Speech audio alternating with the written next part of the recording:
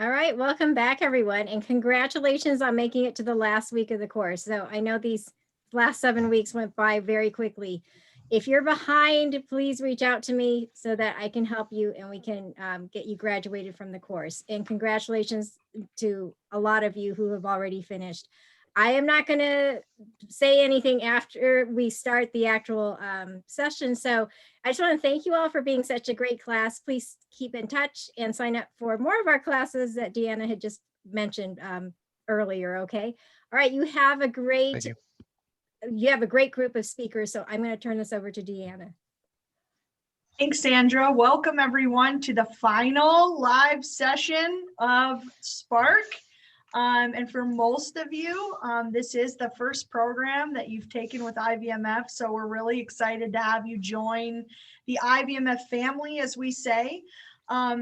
You might have remembered me mention something about an alumni services webinar last week. I have posted that as an announcement in Blackboard with a link to register for that. So note that if you're going to attend the live session, please register because it will send you reminder emails automatically and provide you contact information for our alumni services team. If you cannot attend the live session, that is okay because we will record that just like we have recorded all the other sessions. We will email it to you and we will also post it in Blackboard. You will have access to this Blackboard platform for 1 year, which is awesome. And you may not think that that's great now, but 6 months down the road, when you're dealing with an HR issue or have another issue that you may have not remembered about, you can come back here. You can look at the additional resources tab, check out some of those other videos. Some are specifically on HR, legal issues, a multitude of things that we don't necessarily focus on in this course, but you can dive into later. At the Alumni Services webinar, you will find out, number one, what other programs are available to you. You will kind of learn what's the next step in your journey. You will also learn about some of the resources that are available to you right now as a graduate and what resources you can access right now, including, if you don't already have it, LinkedIn Premium. So as a graduate, you can receive LinkedIn Premium as long as you request it through us. And so next week at the webinar, Elvis, who is part of our alumni services team, will explain how to access those resources. And if there's a resource we don't talk about, you can request that resource and we can either work to try to provide that to you or connect you with someone that can help you. So that is how that will work. If you have any other questions about that, feel free to reach out to me. But as I said before, it is in Blackboard and you can register that way. On Friday, you'll receive another email from me that will also include a reminder as a link to register, and will also include some other information now that you're a graduate, what that means, and a link to our post-program survey. And that's really important, and I just want to take a second to stress the importance of that survey. We really look at that data. So we don't just have you fill out a survey and then just do it to do it, right? We really use that to adapt and adjust this class. And as I said before, you all are the very first class that is actually applied specifically for this program. The 3 cohorts before you were those who had applied for our traditional residency EBV program that was not able to take it due to COVID. And so all the more important for you to take this because you specifically signed up to take this specific program, hoping that it would meet specific needs that you had. And so really would like you to be very critical. Don't worry about hurting anyone's feelings. It is completely anonymous. We want to make sure we're hitting the mark. We want to make sure we're meeting your needs. So please take time to fill that out and be as detailed with your feedback as possible. And then make sure that you say Deanna did a really great job because our COO is on right now, so that would be awesome. Just kidding. Anyways, you can also put on there that Deanna did not pressure you in any way to give a good review. But yeah, we will take that seriously. And if you have any solutions for improvement, please add those in as well, because we want to hear from you in that way. All right, so I won't take up any more time from tonight's session. I would like to welcome our 4 panelists that we have for us today. 3 are on camera, 1 is off camera right now. We have Jerome Taylor, who is he is the president and CEO of Digital Forensic Services. We have Dr. Michael Barbera, who is the Chief Behavioral Officer at ClickSuasion Labs. And we have Crystal Wambaki Barbera, Certified Bookkeeping Accountant Consultant Extraordinaire. And then we also have Natasha Standard, who is the founder and CEO of Nori Shoes. All 4 of our panelists have graduated from multiple programs that we offer here, but they're also successful entrepreneurs, but also have been where you are, and not too long ago.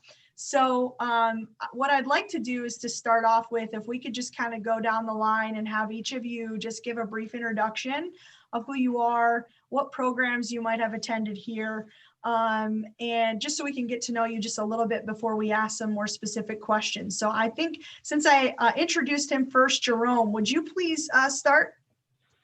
Sure. Good evening. My name is Jerome Taylor. I'm the president and CEO for Digital Forensic Services.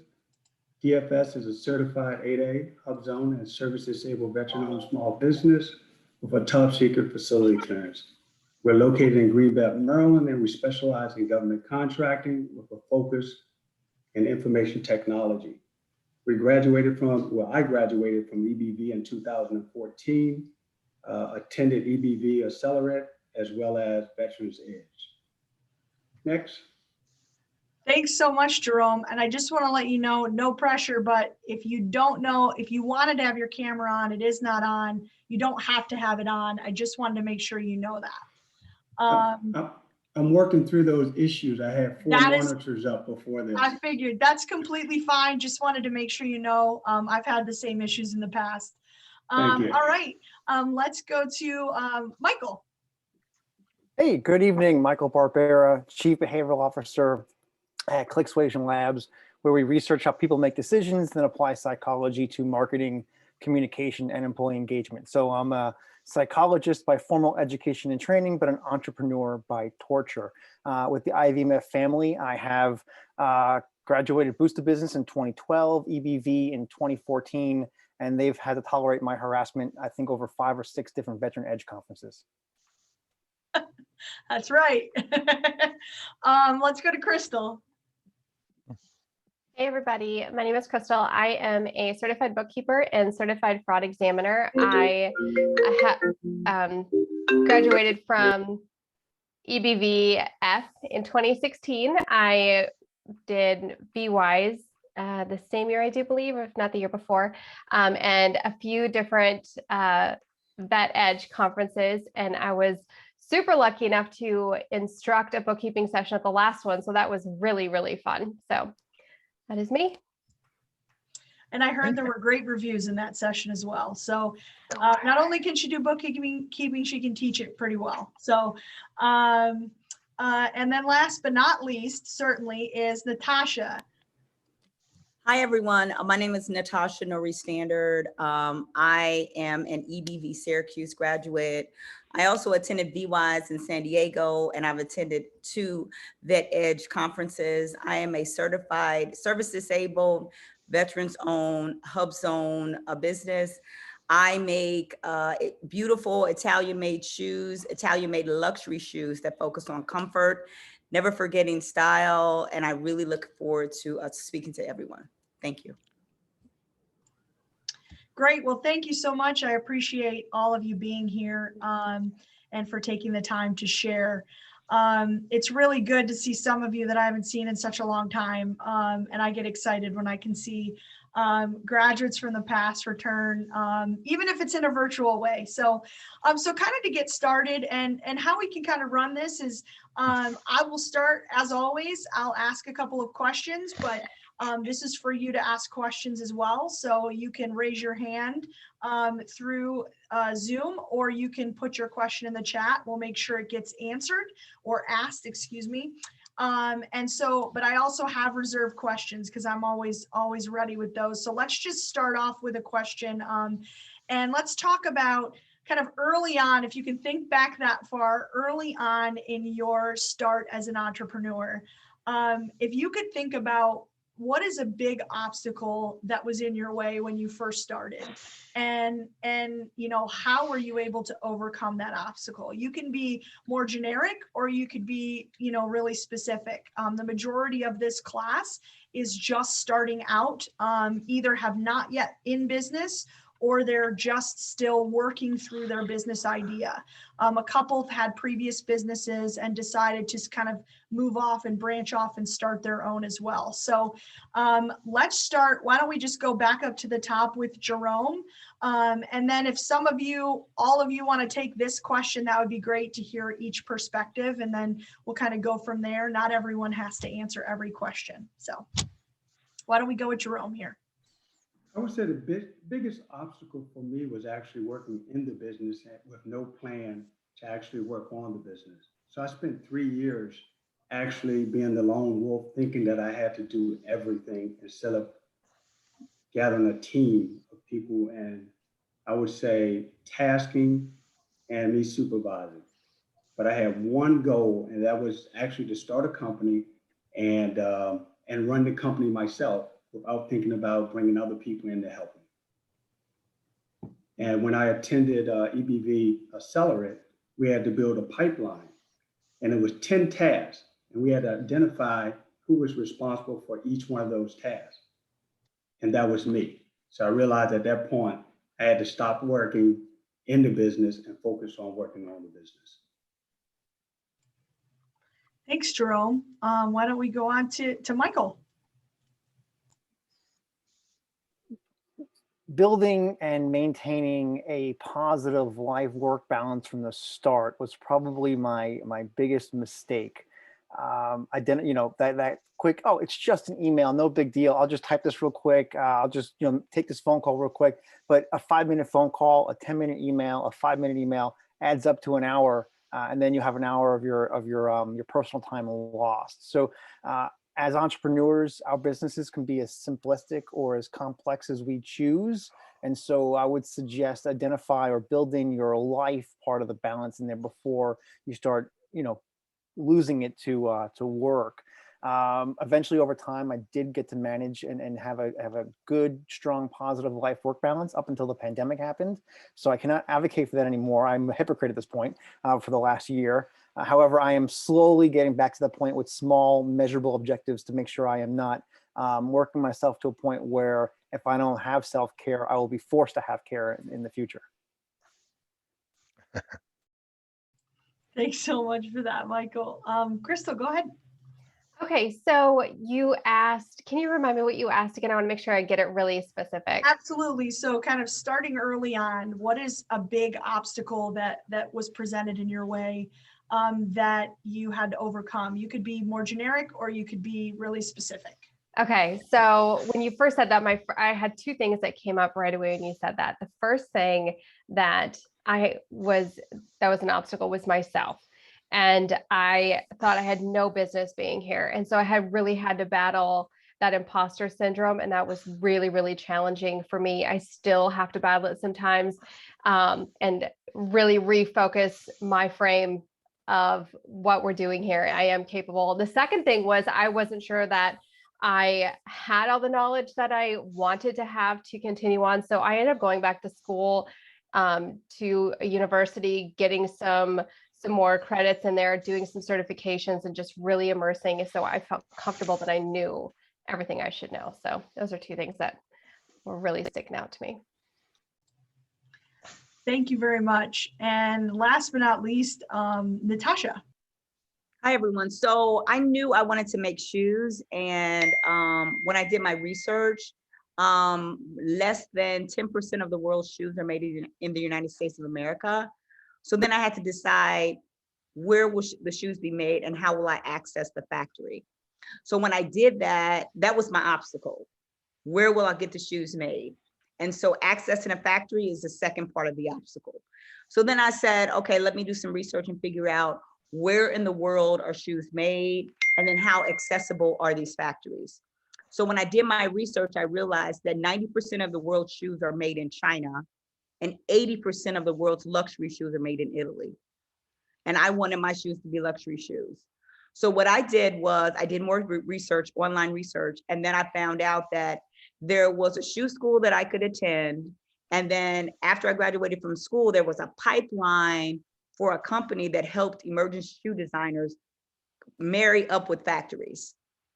And so that's what I did.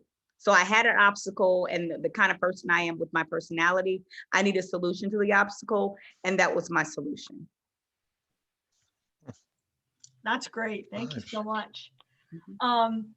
So we're going to kind of bounce around topics here because I want to make sure we kind of touch a little bit on some different things, but just reminding the class, you know, we can always jump back to a topic as you have questions. So let's talk a little bit about kind of development professionally. So as you know, development is important in both as an entrepreneur and a professional, but how, as you've been kind of building your business, working through your business, on your business, in your business, how do you best leverage resources to kind of help shape yourself and your company? And whoever wants to take it can start. Go ahead, Michael. I'll jump in. KPIs, key performance indicators, or drive, business goals, business growth, hiring, whatever your KPIs are. Make sure they're measurable and they get us to our goals. But that's for business growth, right? Okay, so we have good measurable KPIs, but then what about ourselves? I found that a good trick was just apply that to myself. So I have personal goals that I plan on doing 10, 15, 20 years from now. So I created some personal KPIs that are also measurable, quantifiable. And then also, if I get those emails every day and they're like, oh, try this course, this conference, this training, this article, don't have enough time of the day to read all those. And so with they have that shiny effect, like, ooh, I really want to read that article, but of course it just doesn't fit on the calendar. So I have to assess, at least quickly and as fast as possible, say, does that article match with, my organizational KPIs? Does it match with my personal KPIs? And then in front of me, right here on my desk, I got a list of a daily 3. Daily 3 is 1, personal growth, 2, team development or employee development, and then 3, marketing for our organization. So if it doesn't fit a personal KPI, if it doesn't fit my organization's KPIs, or fit my daily 3 that's in front of me, then it's probably going to get pushed off or not be in the important or urgent category. Thanks for hitting that first. Anybody else want to tackle that? So when I said, okay, leverage resources. So the way I decide if I'm going to leverage any resources as any business owner, how much is it going to cost? So first I have a column of free, and then how much do I need it? And then how much will it benefit the company? And then how much will it cost? So like LinkedIn Premium is free. That's a leverage resource. But as a shoe designer, for example, Shopify versus Wix e-commerce website. Wix is 50% cheaper than Shopify. I'm going to Wix. So for me, I go with functionality and then cost. How much is it going to cost? And then what service is it offered? And then how much do I need that service? And that's kind of how I basically make the decision to use the service or not to use the service. Very objectively. I like that. Very objectively. Do you ever, Natasha, just a follow up to that, do you ever decide to choose, because you were talking about pricing too, do you ever decide to choose something more pricey because of the quality of it or the return that you're getting? Yes. So I am a consumer products goods company. So this is okay. And so, a lot of people talk about challenges, and a lot of people like to talk about race being a challenge. Let me tell you what's a challenge. Business to business cost is a challenge. So there's a company called GSN. So I'm a consumer products goods. I want to sell my products to, I have a meeting with Target next week. I have a meeting with Neiman Marcus. And in order for me to sell those products to those companies, I have to have a GSN barcode. GSM barcodes for 100 barcodes is $5,000 off gate. What if you're a product, what if you only have 23 products? Because the way they price it is from 1 to 10 and then 1 to 100. So what if you have 23 products? That means that you have to pay $5,000 for the 23 products. And I did that because you have to be compliant to specific companies in order to sell. Thank you. I appreciate you expanding on that. Anybody else want to tackle that question? Okay.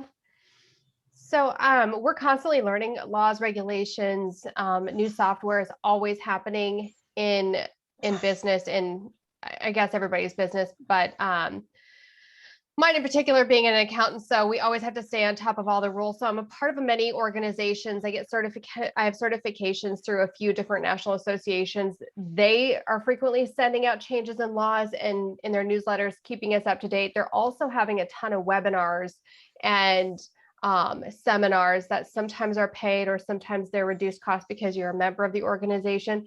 But I love that peer-to-peer kind of learning atmosphere, just because it's relevant to your job because you're a member of the organization, but you also get to network with other people in the same industry as you. So that's really exciting as well. So those are a few things that I really enjoy leveraging. And then I would add to mentors as well as subject matter experts, and always surrounding yourself with people that are smarter than you, and seek as many programs that you can actually go to learn. Thank you. I appreciate that. I think that those are very good points. And, since Jerome mentioned it, seek programs that always help you to learn. Again, just as a reminder, we'll talk about some of the other programs that we offer that are free, just like this program. Even our in-person conferences either are very low cost or completely free, depending on the program and who supports it. So, we'll talk a little bit more about that. But IVMF isn't just the only organization that can help you, but it's a great place to start, because if we don't have a program or we don't have a resource that can specifically directly connect you with, we can connect you with another organization or another resource or a partner of ours that we know can meet your need. And I've mentioned that before, just as you as a business owner, we've had a lot of subject matter experts come in and talk about the importance of the customer, right? And sometimes leading people to another business to help meet their need will in turn come back to you, in the long run. And so, that's what we try to do here too, in our best practices is because our goal is to meet your need, not our need, yours. So, I appreciate Jerome, you kind of tail ending on that. So we did have a suggestion from the group, from someone in the group, which is a great question. How did you all go about starting up financially? Did you start by bootstrapping? That's one thing that we do talk about here. Dr. Haney focused on it in one of our first sessions. Last week, we talked a little bit about bootstrapping. Some of the other entrepreneurs had mentioned that. And I'm sure that some of you early on really had to bootstrap. How did you go about that? Who'd like to tackle that first? All right, Crystal, go ahead. So I'm a service-based business. So I have a product that I create in my brain. And so I was able to bootstrap really quite easily. It does cost a little bit out of pocket to start up a business in any state. You're going to have to pay your state filing fees, usually $100 or $200. And any software that you need to start off with, you need to have a computer and any materials that you have. So that's really challenging because it does have to come out of your pocket. So trying to figure that out. But it's a very good incentive to be very good at your business and get that money back pretty quickly. But I do see challenges a lot with clients that I work with because they are manufacturers, they have products that they're selling. So I can't speak to taking loans out personally to start up, but I do know that there are a ton of resources. And I know IBMF hooks a lot of folks up with grants and loans and crowdfunding type of situations. So that's what I've got. When I just like Crystal, when I started the lab, it's a service-based business, so there's not too much upfront cost required. Software, do some subscriptions, payroll, that's pretty much it. It's gotten a little more complex since then, so I really didn't need much to start. However, some grants came along the way, which did help. But however, the most important part is just self-sustaining is not going to get you where you need to go. Even though we don't really have any loans or debt saved for growth, access to capital is important. If someone, a reputable lender, is willing to give you a line of credit, take it. Doesn't mean you have to spend it. Have access to that capital, because there's going to be a time when this COVID-19 thing comes and you might be in an industry that is being tortured by a recession or a down economy. So if you have the ability to have access to capital, or a lender is giving you more access to credit, more access to a line of credit, take it, just accept it, walk away. If you don't need it, great, don't spend it. But if it's there, you have it. And it's good to be able to pay those bills, to keep people on payroll. So at least having access to capital over time is probably just as important as getting startup capital in the beginning. I'll go ahead and talk about this. So I'm a consumer. Sorry, I didn't realize I was muted. I was talking. Go ahead, Natasha. Thanks. I'm a consumer products good. I have shoes and I sell shoes. So about 60% of my startup costs were my own investments, and then I got investments from family, and then I got a couple of grants. I haven't taken out any loans as of yet. I don't think anything is wrong with taking out loans. I mean, but I would kind of make sure that I was kind of further down the process. But every business is different. You can have like a franchise or, different structural businesses that, require costs. But I see Shantae asked about USA or credit union. USAA doesn't have business accounts. So just to let her know about that. But I've bootstrapped most of my business. Thank you very much. Jerome, I just want to mention something just so everyone knows. If you haven't read bios yet on Blackboard, Jerome is going to talk to you a little bit about, how he bootstrapped. But if you can see what his growth rate is right now, what is it, like 346%? Did I get that right? I might have got, I was just looking at the Inc. page, but he made the Inc. 5000 list the last 2 years and the Vet 100 list the last 2 years. I'll explain a little bit about what that means and the significance of that at the end. But sorry, just wanted to give you a little shout out, because I know you probably won't do it for yourself. Go ahead. Well, thank you. I'd like to say I bootstrapped for 3 years, only because I could not take out, when most people was thinking about starting a business, my wife and I was really thinking about retirement. So I couldn't take a line of credit or put the house up for collateral. I had to do it all by myself to make her feel comfortable. And that's what I did for like 3 or 4 years. And in the process of doing that, I would like to echo what Michael said. Whenever you get a chance, make sure you get a line of credit, and every year go back and increase that line of credit, even if you do not use it. Thank you. That's a great suggestion there. Let's see. Shantae's been putting some things in here. Oh, you guys are going through the chat, so that's good. All right, let's continue on, and let's kind of flip switches a little bit. We touched a little bit on financing. Let's touch a little bit on bail team. That's something that we haven't talked about a lot throughout this course. I have mentioned it a couple of times, and it's important. But when should you go about? First of all, what is a bail team? And just explain everyone. A bail team stands for BAIL. A banker, accountant, insurance, lawyer. Okay, so those are kind of those 4 pillars. I'll put it in the chat in a second. So in talking about that, having a team to go to, we talk about that as a bail team. So this would be a question for the group. So you're doing well, just kind of chiming in whenever. I appreciate that for the panelists. if you could kind of explain the importance of, when did you get your bail team secured? Which one did you secure first? Did it matter?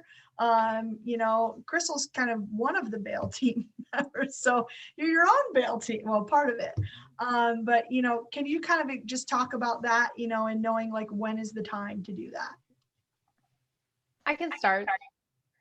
So it took me a hot minute to secure my entire team. Insurance came first. I had insurance before I think I even had like a business checking account. It was super important to me to have that. I'm a huge believer in insurance. So I had insurance first, and then it's always good to consult with either an attorney or an accountant to start up with to make sure you have the right formation going on. If you're a partnership, always get a partnership agreement. So secure an attorney. Bankers is going to be very important, especially during if that's really coming into play this time of year. Has anybody tried to get a PPP loan? If you don't have a bank, good luck. And if your banker doesn't know you and like you, you're in the back of the line. So having that banker is super duper important during a pandemic, during any type of, specialized type of funding. So it takes a minute. It's not like you're going to walk out of the gate and just like start going and interviewing bankers. Sometimes these things take on a natural type of role. Other times it's something that happens out of necessity. The point of a bail team is to have them in place. So if you need them, they're there for you. So going looking for one in a crisis is not always the best time. I had a bank, and now since the great PPP crisis of March, when everyone was fighting to get loans, I probably have 10 banks and 12 bankers at this point. So I guess you really look for it when you need it. And now, not planning ahead, I didn't think I would need a banker. I just had a bank, and cash in, cash out, no big deal until you actually have to talk to somebody, and you need a banker who knows you, likes you, and trusts you to assist you get the PPP. So now that I have relationships with bankers, hopefully it's going to help me go forward if there's any future rounds of the payroll protection program. As for an attorney or a lawyer, very niche. So it's not really just having one attorney. You got one attorney for contract law, one attorney for labor law, another one for intellectual property. So once you find an attorney that like, and trust in a niche field that you need them for, hold on to them, because it's difficult to, one, it's difficult to find the attorney that you need in a specific field, and even more challenging to find the one that you want to work with. So once you find that person, hold on to it, build a strong relationship, and to the point where they like you. And if you need them, hopefully you don't, they'll pick up the phone and work with you.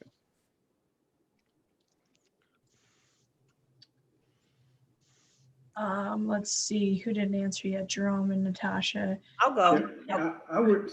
Okay, go ahead. Go ahead. I would say get all 4 as soon as possible, because they will keep you out of jail. Once I made the Inc. 5,000 list, there was a gentleman that lives in Texas. He opened up a company called Digital Forensic Services. And if you didn't know any better, you would think that I opened up a second company in Texas. So I had to get a lawyer to do a cease and desist on him. And as far as a banker, you need the money, because doing government contracts, a lot of times they want to make sure that you can secure the contract that they're providing you. And we all know insurance. There's somebody looking to sue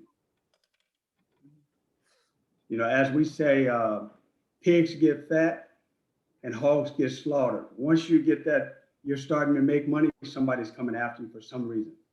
Mm-hmm. So as soon as you can, I would definitely invest in all 4. Most companies have more retainers. So look at that as an option. You may have to put up $200 or $300 just to keep them on retainer, just in case you need them. Before Natasha answers, Jerome, a question in the chat was from Jill. Did you trademark your name? No, I did not. However, I realized that if you put your name on a website, it is trademarked. Here we go. Natasha, what about you?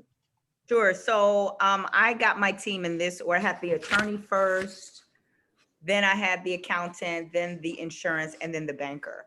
And it's so interesting. So during the first round of PPP, I submitted for PPP and I think I was denied.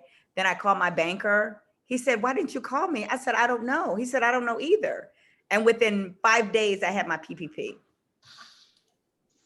So definitely have your banker, like this is a great time to get a relationship with, I would say at least 3 bankers, because if you're going after any type of PPP money or the SBA loans or whatever, you really need to have a great relationship with your banker. They need to know actually, to have copies of your income statement, your profit and loss, your cash flow, just to know like kind of where you are and what you qualify for, and then how many employees you have.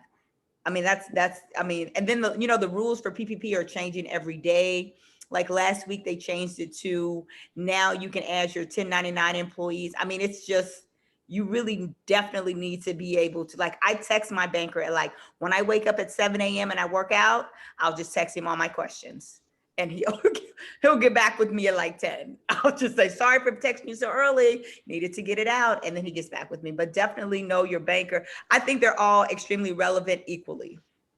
So how did you find a banker? I know some people are probably asking this, how did you find the right banker? Did you just walk into a bank and say, or did you do, like, how did you do the research for that? Or, did you get a recommendation? Yeah, I found this banker because I was looking at buying property, and he was also, so he's a commercial real estate banker, and I met him because I was looking at getting commercial property. And I think he told me, I called him, he told me he was, working with PPP small businesses to make sure they got their EIDL and their PPP. And that's kind of how it's happened. But what I do, anyone that I know that's involved with any type of financial network, I'm one of those like ultra aggressive people. I'll just say, so what is your bank doing with PPP or EIDL or whatever business, any type of business accounts? I'll ask them immediately, because with my personality, I just automatically expect them to know. And then, if they give me a quasi answer, you know where you're going. If they give you a straightforward answer, you know where you're going.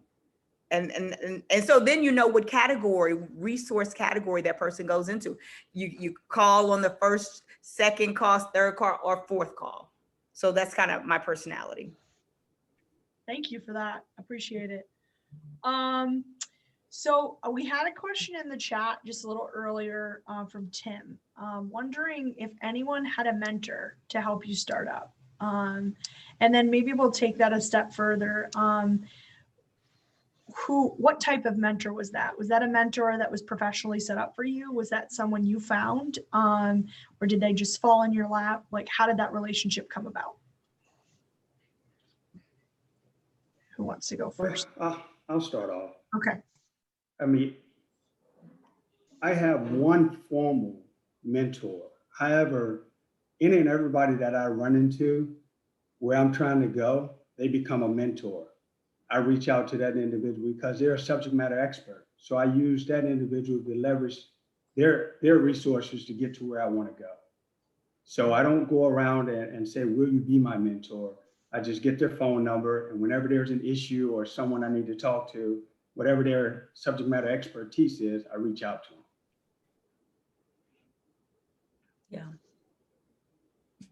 Yeah. Mine's through a lot of observation, reflection. So I'll tell you what I don't have a single person who I sit down with and we have mentorship conversations on a recurrent basis. What I do have is reflection and observation. I watch all the employees that I work with daily. I watch what they do, what they don't do, and then reflect on why they made those decisions. If I'm at a client's organization, I have the same thought process. If I'm eating a lunch somewhere or just sitting in my car taking a breather and see someone walking by, the same thought process. This brain doesn't turn off. So I'm always watching and observing and reflecting. And I think I just get a lot of mentorship from just thinking back on why did that person do that? What is the potential outcome, and how does that benefit me or my goals? And I actually learn a lot from that as well. Even the same process reading books, I think about why that was typed, what the outcome is, and then, what potentially could be the, objective going forward. Thanks. Let me just interject here, and I just want to give one of my opinions. And I know you're not here to listen to me, but something that I always like to share with the group is that it's always best when you're thinking about a mentor, like, it's best to have someone on your side and on your bench, like encouraging you to keep moving and giving you all the positives, gung ho, let's go, being there to vent and listen to. You also need to have someone who's more objective, someone who's not your mom or your friend, or maybe, a close friend that you've grown up with, like someone who's not just going to tell you good job. You need to have someone who's more objective in your life, that's giving you critical feedback, someone who's not invested in you, so to speak, as a person, or invested in your business in any way. So that would just be my 2 cents, as well, as you're looking for those people in your life where you may think, hey, I have a mentor, but do they meet that category? I don't know. Crystal, what about you? So I love that you said that, because I find that wildly beneficial. Do that. I have a mentor who is always on my side. She's like, you can do it. You got this. Put your notes together. Go do the thing. And then I have another mentor who is the polar opposite. She will challenge me. Everything that comes out of my mouth, she's like, are you sure? Did you do that? I mean, we're all fraud examiners here. And so this one is, she acts like she's a defense attorney, just like really going after me every time we talk. But she's like, are you prepared? Did you do this? Did you do that? Did you do that? And she's like, why did you do this? And so she gets after me. So if I'm not there, if I'm not prepared, I'll hear about it. So I just find that wildly, wildly helpful, because it makes me better. It makes me want to get ahead of those things so I don't hear about it from her, right? So yeah, I love that. Good point. Well, I have 3 mentors, and I have them for 2 reasons. Number one, because being a CEO and founder is very lonely. And you really need to know, like I had a girlfriend that told me, I'm tired of talking about shoes. I said, that's all I got. I don't have anything else to talk about. I don't have anything else to talk about. So having a mentor just to like bounce ideas off of, does this make sense? That to me, that was very important. And then another thing is, being new to an industry, I don't know what I don't know. That is another reason why it's very important to have a mentor, because one of my mentors told me, yes, it's very important. Purchase the GSN barcodes. Those are top tier barcodes, and you won't have to purchase them again. Do it. Getting that advice is very important. Yeah, having that cheerleader or that stakeholder, what Crystal and Deanna are talking about, so important. Whenever I sit here in this chair at the lab, I instantly become a customer support desk for all the employees here. All they do is Mike have a question, Mike have a question, Mike have a question, and nothing gets done on my desk. And so it's I think Tuesday or Monday, a couple of days ago, I was about to drive here to work. And it's one of those days where I woke up on time, but I was already 6 hours behind schedule. So I have a partner that sits next to me, and I texted her that morning. I said, hey, I'm overworked, overtaxed, stressed. I'm not sure I can fit anything in today. And just by being honest with my partner, she's like, all right, I got your back. Every question that came in, she turned around, answered that question, took care of all this that took on my back so I can get my work done for the day. And so having that cheerleader, having that stakeholder probably saved me from just like throwing papers up in the air and walking out for the day. Definitely great to have someone on your team who can cheer you on and, be your teammate. I would like to add that, my goal is to ensure that I reduce each and every one of your learning curve. So if any of you need anything, just make sure you reach out to me. You can email me, you can give me a phone call, we can sit down, we can talk. And what I could do is point you to a resource that I use that's already been vetted so that we could work together as a team. And that's what it's really all about, is uplifting the next person. Thank you so much, Jerome. Would you mind putting your email in the chat, or however way you want us to contact you, whether it be LinkedIn or anything like that? Can you send it out to the entire group since you have their contact information? I absolutely can. Okay, that's fine. Send it to you. Yep, that's fine. Sometimes I just want to make sure that we share the right one. So if it's the one that I've been connecting with you through, I will share that one for sure. Okay. All right, so let's continue on.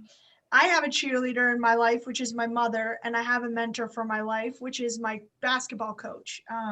She has a slightly vested interest in me because we have a relationship, but she is not super connected to me and knows that struggle is good sometimes. And she is an encourager, but is also not afraid to give me her feedback and to kick me in the seat of the pants when I need to get going. So even just in life, whether you're an entrepreneur or not, it's great to have those type of people kind of in both corners.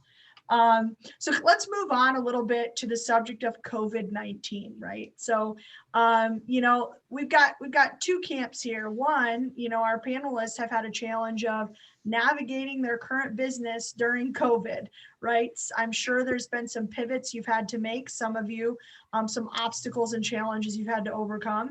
But for the class, trying to navigate that's okay. They're trying to navigate starting a business during COVID, which can also produce a lot of obstacles and challenges as well.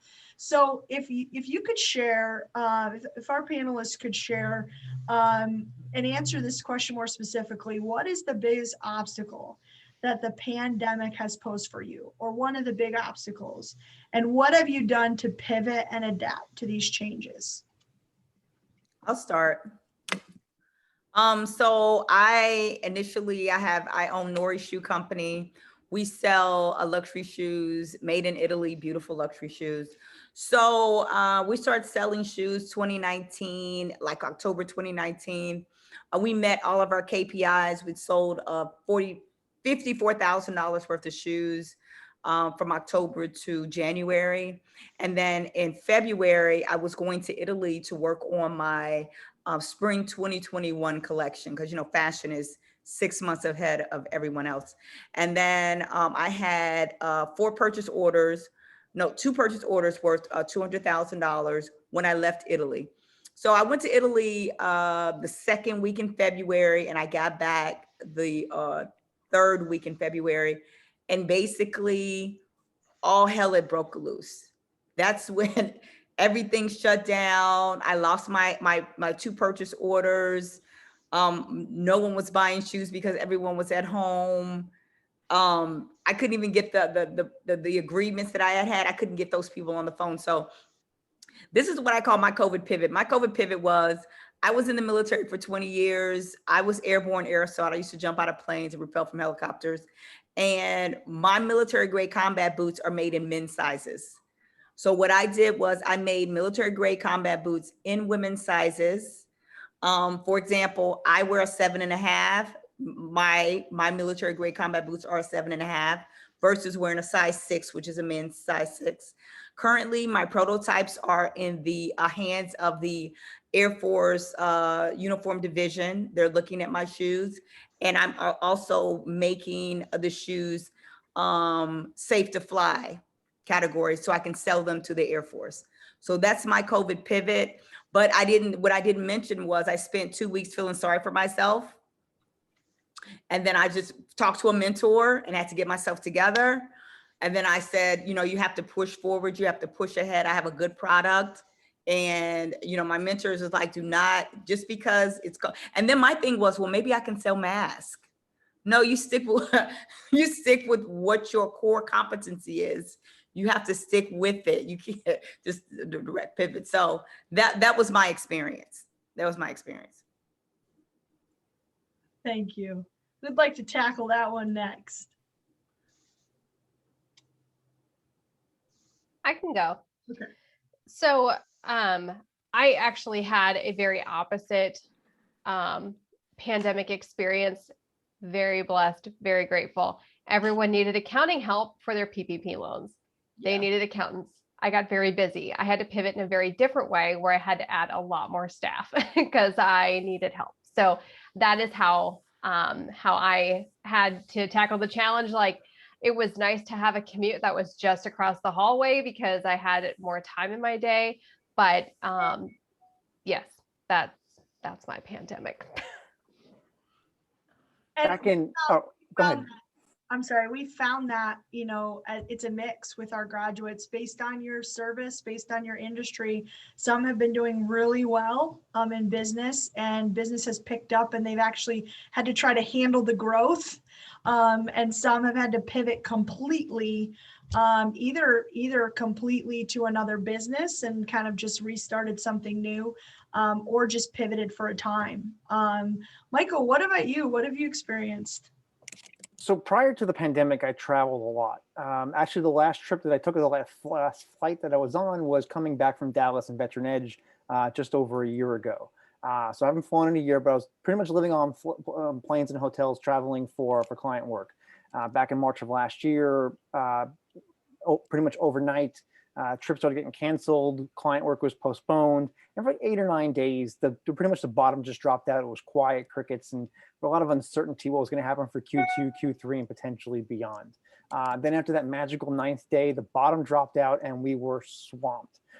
Going from then until about Q3 or so, growth was pretty manageable working from home. Come around Q4, September, October, it was time to hire more people, and this is training that had to get done in person. We're boutique firms. We only have so many people, and training is probably more efficient in person.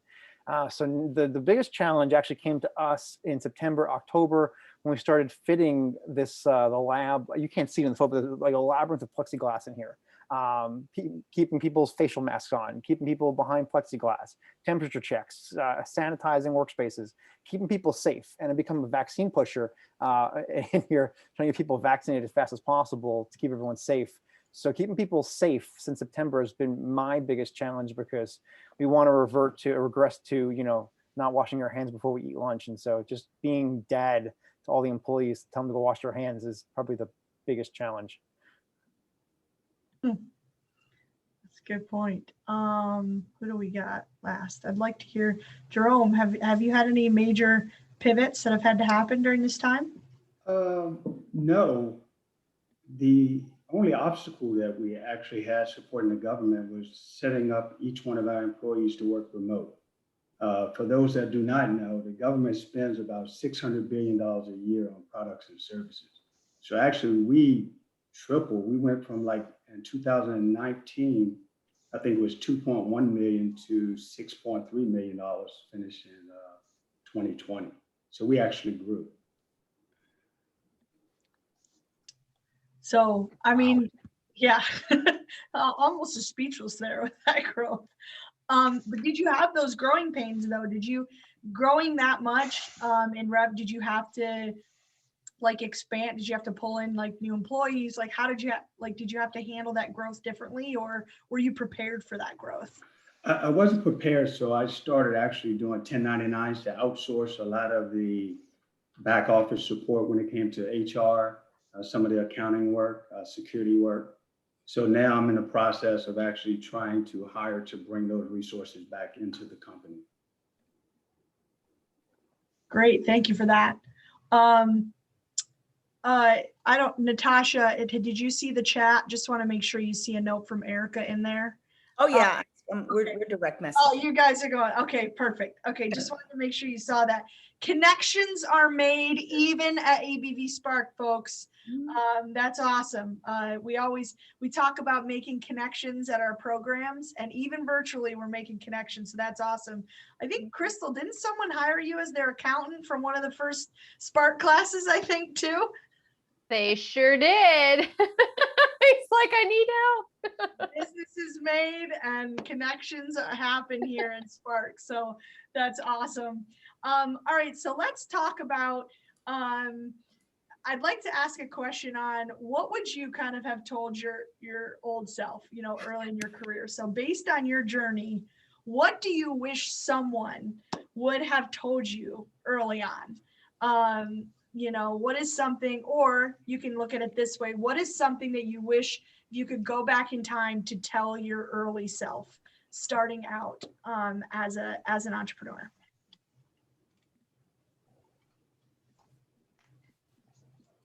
Can I go? Yeah. Go ahead. Okay.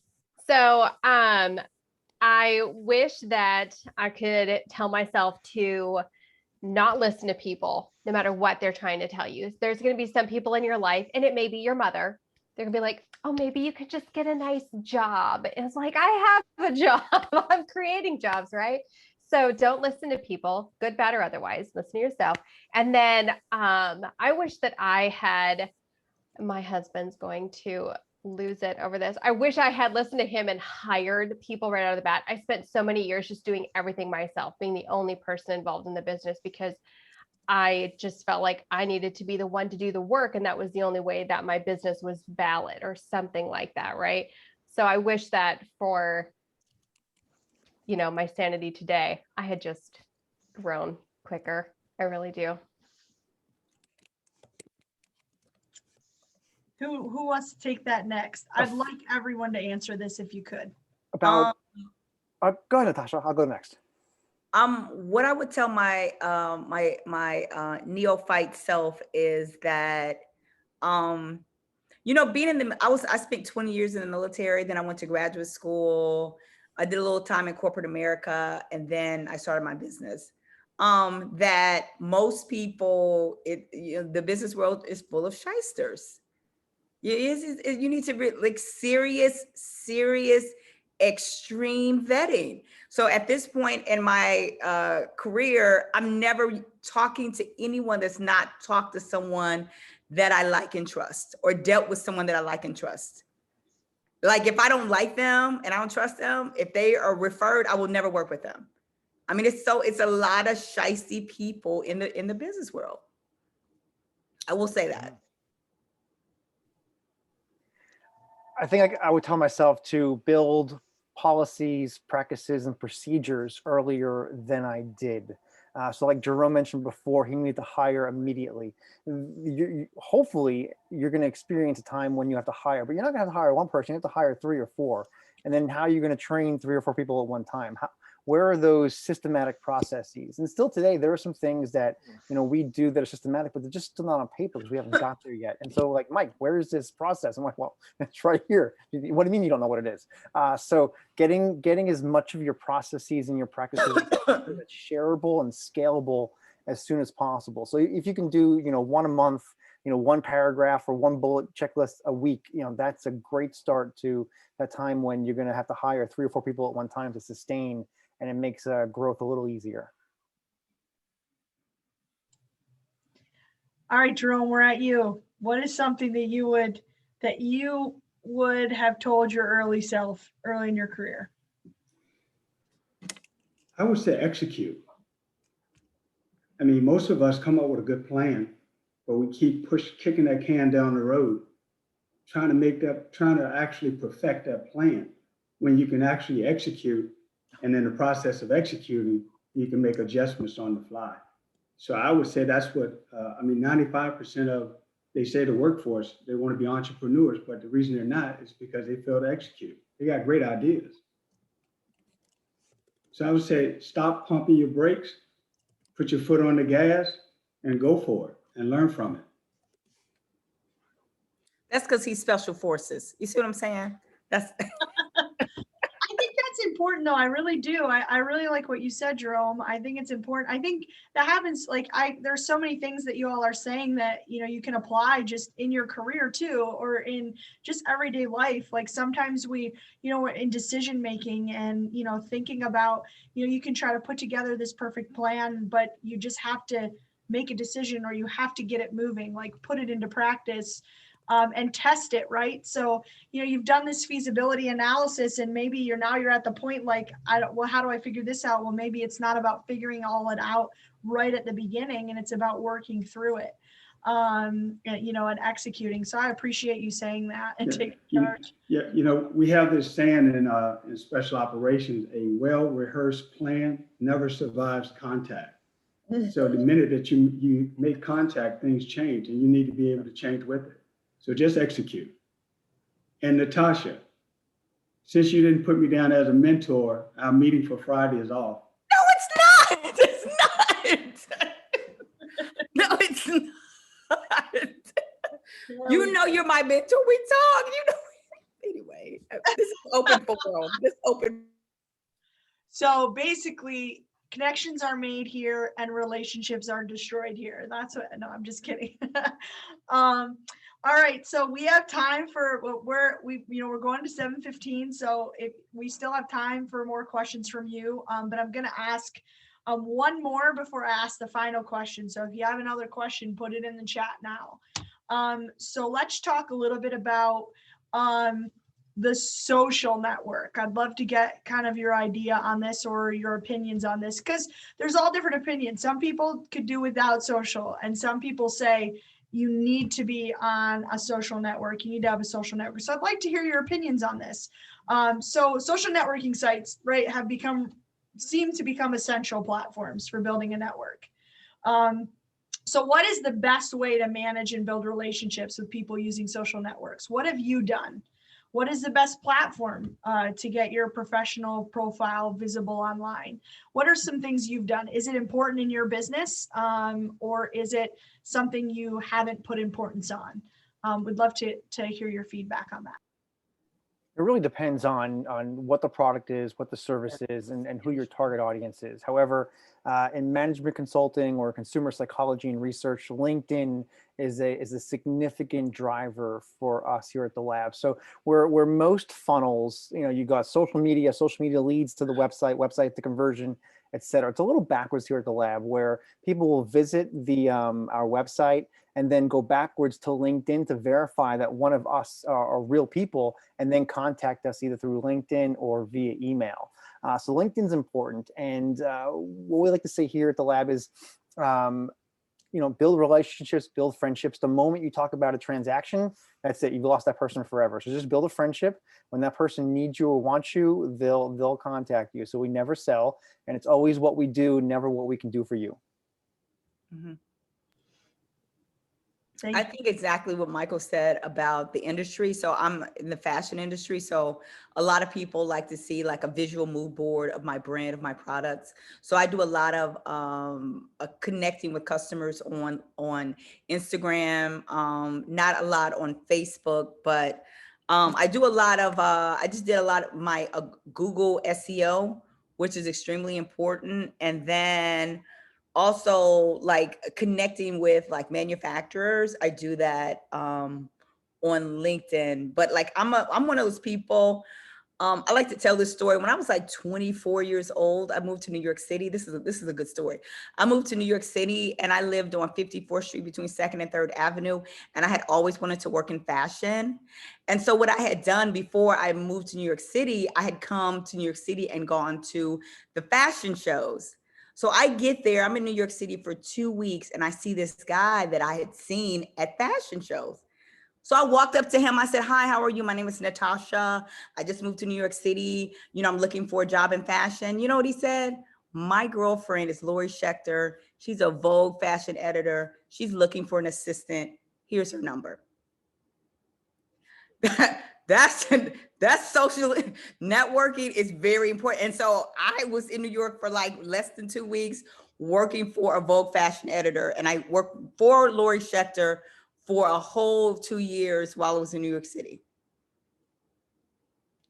That's like the best ever. I had to share that story. That's awesome. Yeah. Just for those of you that might not understand the term, Natasha was talking about Google SEO, and Google SEO really refers to search engine optimization. So it's really the process of optimizing a website in order to make it easy to find via search engines like Google. So basically you type in, dress shoes or shoes that are workable and wearable, right? That's wearable and workable, right? So you want your business to come up as one of the first options, right? So there are certifications that you can do to get that way. So if you want to know more, just really Google SEO, and you can learn more in that way. Also, another thing you can do is attend EBV, our traditional EBV program, once we start up residency programs again. And in some areas of the country, there will be residency programs this year. And we really get into the nitty-gritty of how to do search engine optimization and what the importance of that is. Right. And if not, we'll be hosting some webinars this summer that kind of talk a lot about building your website, driving traffic to your website, and things like that. So you'll be able to hear about those now that you're a graduate via our newsletters, and you'll get those once a month, sometimes twice a month if we've got extra news you can use. So make sure you pay attention to those newsletters when they come through. And don't unsubscribe, just have them go to a folder if they're not relevant to you at that point, because if you unsubscribe from it, then you won't be the first to hear about that information. So I just wanted to make sure you understood what Google SEO was. All right, let's continue because I know we didn't get answers from everybody. We had Mike, Natasha. A quick question. Once they graduate, would they have access to the tools or the resource libraries? So they will have access to some. The traditional EBV program, right now what we're trying to do is work through, so there's a couple of issues. One is, so we're not offering the EBV program traditionally, or we didn't in 2020. So trying to offer resources that are available and that you can access. But because you haven't taken the full EBV program, there are some specific resources that we can't necessarily offer the full suite of because of how we receive them and the agreements we have with the specific organizations that offer those tools. But some of the resources, they will be available, Jerome, and they're going to find out more about that next week, exactly what they can use and how to utilize them. Okay, because I just want to bring up, I'm not actually selling EBV, but it is a one-stop shop to actually start and grow a business. I mean, that's what I use in order to grow my company from 0 employees to 25, from $0 to $6.2 million. That one platform. Yes, and you might say, well, I'm already taking EBV. Well, we have 3 different EBV programs, if it makes sense. We got 3 EBV programs that are for specific stages in business. So the first one is EBV Spark, and that's completely virtual, and it's an ideation program. So you should be right around the ideation stage, still figuring out, working out your idea, which is this program, Spark. And then we have the traditional EBV program, which might be more called EBV Launch, right? You're ready to launch, or you've just launched or recently launched your business, but you're still in that baby phase and you're trying to learn and build on. It's like a crash MBA course, as Jerome said, that one-stop shop. And then we have more for the growth or sustained. So you've been in business for a while and you're really looking to accelerate your business, right? And to grow your business and scale it. And as Jerome was stating earlier, you're looking to work on your business, not in your business. And that's what EBV Accelerate does. And that's a 5-day course. You have an online, and then you have a 3-day crash MBA residency course of, not really crash MBA course, more so a strategic analysis course of, and you put together an action plan at the end. So like I said, we'll talk a lot about that next week, but you can Google, don't just Google EBV because the Epstein-Barr virus will come up. That's they have done their Google SEO in that way, right? But if you Google IVMF EBV, you will find it. I'll just put it in here and you can find out a little bit more about that program specifically. We are always accepting applications. We accept them on a rolling basis. And we do that via, we place you via your preference, your location in the country, and your availability. And this year really will be, there will be certain programs that are offering in person. Some may offer some type of virtual programming, but we're still working through those issues. But we should, by April, we should have a really good consensus of what's going to be offered for the rest of 2021. And we'll start pushing that out as soon as we know. I want to make sure, I don't know, did everybody answer that question? No, I did not. Go ahead. I would say take time to learn how to network, because people do business with people that they know and they like. And a lot of times we want to, I would say, utilize an elevator pitch, but maybe the elevator pitch is not needed until your second or third engagement. Go out and play golf, get to know the person, do some research. You got Facebook, you have a lot of different tools that you can use to learn something about someone and talk to them. And then when the opportunity creates itself, they're probably more likely to do work with you because they know you.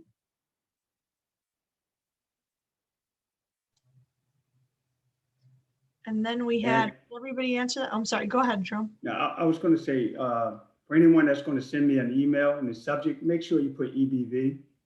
Otherwise, I'm going to delete it. I won't read it. Thank you. Great. Did everybody get a chance to answer that question? I didn't answer that one. Go ahead. Okay, so nobody wants to hear from their bookkeeper on Instagram, I promise. So I'm not on Instagram. And so know your audience, right? Like, can you imagine? That would be like the most boring feed ever. So I'm on Facebook just to have social proof that I am a real business and I exist. I stink so horribly at LinkedIn. I'm there, but I'm not on it a ton, but my website, my SEO is on point. So when you search, I get people that just hire me in an email. Can you do my books? Here's all my stuff. Like, ma'am, I don't know who you are, but yeah, let's do this. Let's rock and roll. So you have to have a really great presence. Just know your audience, know where they're trying to find you, and be really great at it wherever they are at. Thank you. I appreciate that. So I know we're near time, so I'm going to ask one final question that should be hopefully a pretty quick answer. If there is one book, podcast, quote, article, something that everyone should read or listen to, what would it be? What would you recommend? Once an Eagle by Anton Mywer. Can you put that in the chat for us? Great. I'll put mine in the chat. It's the so I'm a real nerd. So I read Harvard case studies because I was going to go to business school. It's the Army Crew Team. It's really tells you the importance of a team and what every individual adds to the team. I'll put it in the chat. Great, thank you. Mm-hmm. Crystal, what about you? So one of the ones that really stuck with me, and it's hard to pick just one, of course, but it's called The One Thing. I really love the approach that The One Thing takes because it can seem super overwhelming. Everything can. So what it just tells you to break it down one thing at a time. Love it. Well, I'm going to be different. And it's not going to be a book. It's just I'm going to say execute. You have a vision, execute. If you need someone, look for a mentor or a subject matter expert, and we'll make it happen. Great. Well, wow, we are right at 7:15. I couldn't have planned this better if I had planned it myself. Oh wait, I did. I really appreciate all four of you for joining us. What a great way to end our class. It's been so nice to see, especially seeing, Jerome. I've seen Michael and Crystal on a webinar, I think earlier this summer. But Jerome, haven't seen you since literally a year ago. And Natasha, I think I was taking you back to the airport today or yesterday, a year ago, to see you at Edge. Believe it or not, it's been a year, and it's been a crazy year. But I thank you all for attending. I really appreciate you sharing, some of your experiences, some of your hurdles. We're here to help each other. Jerome, thank you for the extension of providing your contact information for this crew in the future. I appreciate that. Don't forget, if you email him, put EBV in the subject heading so that he'll recognize it. Check out Natasha's website. Man, she has some nice shoes. I've not yet ordered some, but I am planning to do it for my wife. And let me tell you what, she was an EBV grad in 2019 and that summer, and she hadn't yet launched her business, but she had a website up. She had launched her business, just not her products yet. But she had I think it was 3 styles at that time. You go on her website now, and we're talking just over probably 2.5 years later, or maybe not even that many, or a year and a half later, you have multiple styles, and so it's just so cool to see even just growth in that way. And it's really encouraging to see that that I can say 65% of people who take VWise actually start a business, right? And 93% are still in business today, or 72% that go through EBV, start a business, and 96% are still in business today, right? I can say those stats, but to really see that happen in our graduates is pretty awesome.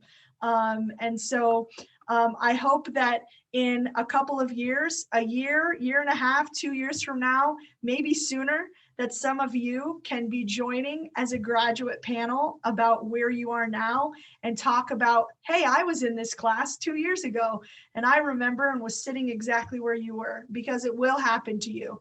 And I really appreciate all the work that you've done in this class. I know Sandra does as well. Again, I just want to thank the class. Thank you as a class for being with us. And again, I know this is our last live session together like this. I will be on the Alumni Services webinar next Wednesday. I posted it in Blackboard. So go on there, make sure you register for that because you'll get some reminders automatically. And if for some reason you forget where to go or forget to register, just email me and I'll work with you to get you into that. It will be recorded if you can't attend live. It is next Wednesday, March 17th from 2 to 3 p.m. We align that with our Alumni Services team schedule. And you'll get a copy of that recording, whether you attend live or not, as well as a PDF of the PowerPoint presentation, because in that presentation, there are instructions for how to access resources, including LinkedIn Premium. But you can't access that through us until you're an official graduate, which after Friday, you'll be an official graduate. So you'll get that email from me on Friday congratulating you.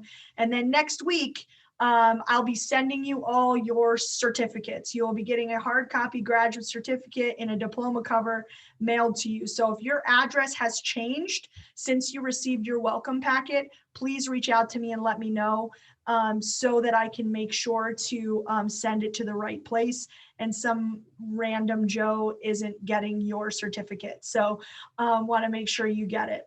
Again, thank you all for being here, panelists. Thank you so much for your time. And for the class, I wish you luck. I'll see you next week, but don't forget to complete your assignments. Sandra's very flexible, so if you need extra time, please reach out to her now. Tonight's the perfect time just to send her an email and let her know, or if you need some specific help. All right, thank you all so much, and have a great rest of your week.